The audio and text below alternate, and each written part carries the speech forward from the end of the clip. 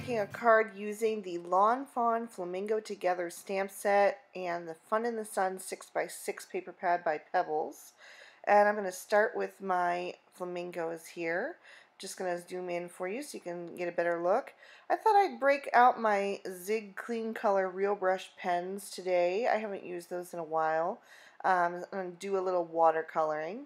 So I'm going to start off with some pinks here. And I'll put those numbers on the screen for your reference. But I'm just taking my darkest color here, which is the 025 pink, and I'm just laying in my shadows, just like I would do with Copic markers.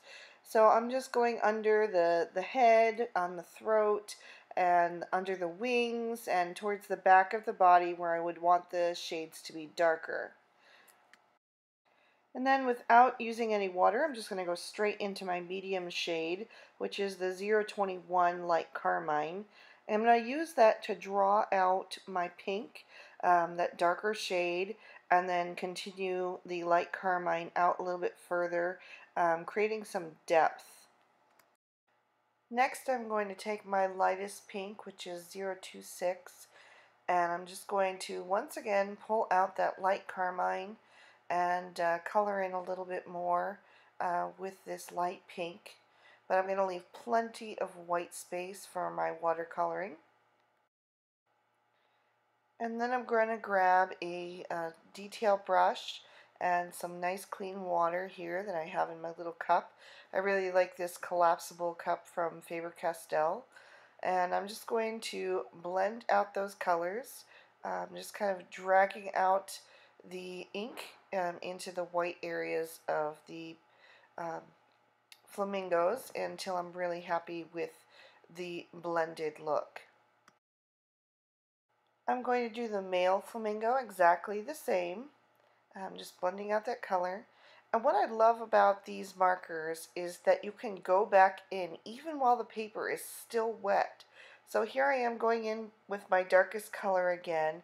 This is the pink, the 025, and then just a little bit also with the light carmine, the 021, just going right over that, and then grabbing my lightest color again, the 026 light pink, and just going back over those until I get a really pretty shade that I'm happy with. The paper that I'm using today, by the way, is the Bristol Smooth Surface. This is my absolute favorite paper for using these Zig Clean Color Real Brush pens. I've tried a number of other watercolor papers. None of them work nearly as well as the Bristol Smooth Surface. You just want to make sure it is the smooth surface and not the vellum surface paper. So to finish up these little guys, I'm just going to take my black, which is 010, and I'm going to add a little bit to the bottom of their beaks, and then just pull that upward a little bit. I don't want to go all the way up. Just the tips is all I want. I googled images of flamingos to see how I wanted to do those. And they're looking a little more gray than I'd like, so I'll just add a little bit more black in and blend that out. So I set that aside to dry, and I'm moving on to our card base now, and I'm going to blend some Distress inks onto another piece of Bristol. I find it's really great for blending Distress inks on since it is so smooth. So I'm starting with Antique Linen and just building up the color at the bottom of the paper.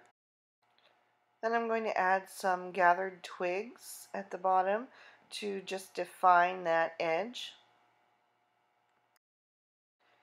And you can see that I initially had a lot of ink on my foam blending tool, but it really just blends so well on this smooth surface of this Bristol. Next, I'm going to add in some Scattered Straw. I wanted a really earthy yellow that would blend really well with the Antique Linen so that you're going to get a very smooth transition between sand and sky. And that's going to give me a really pretty muted sunset. The next color I'm going to introduce is Worn Lipstick, and I'm going to overlap some of that right over the scattered straw so that I get a really pretty pinky peach color towards the bottom. And I just took that all the way up to the top because the last color that I'm going to blend over top of that, I wanted to have some of that worn lipstick underneath. But first I'm going to go back over that transition with the scattered straw. The best advice I can give you guys for getting a really good transition with your distress inks is to just go back over the colors back and forth until you get a really smooth blend. So the last color I'm going to introduce is the Picked Raspberry. I thought that would make a really pretty vibrant sky at the very top. So I'm just going to use that really close to the top edges and really define those as I did with the brown at the bottom. I wanted to distress my background even further. This card is actually for the newest Lawnscaping challenge, which is Distress Mania. So I'm taking a paintbrush and just dipping it in my water and just kind of flicking it all over the surface of my panel. I'll give that about 30 seconds to absorb into my paper, and then I'll just take some paper towel and dab that off. And then you get this nice kind of distressed spattered background. And then if you want to go back in and just place some here and there where you want them, you can use a fine tipped paintbrush to do that. And then once again, just let it soak in for a few seconds and then dab it with a paper towel.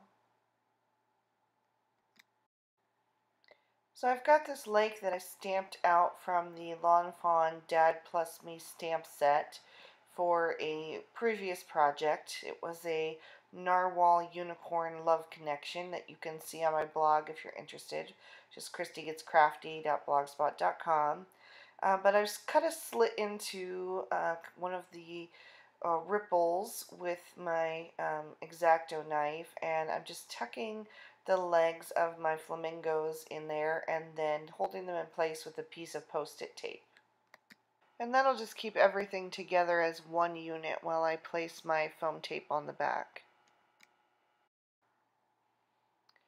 And then I'll just set it gently on my panel.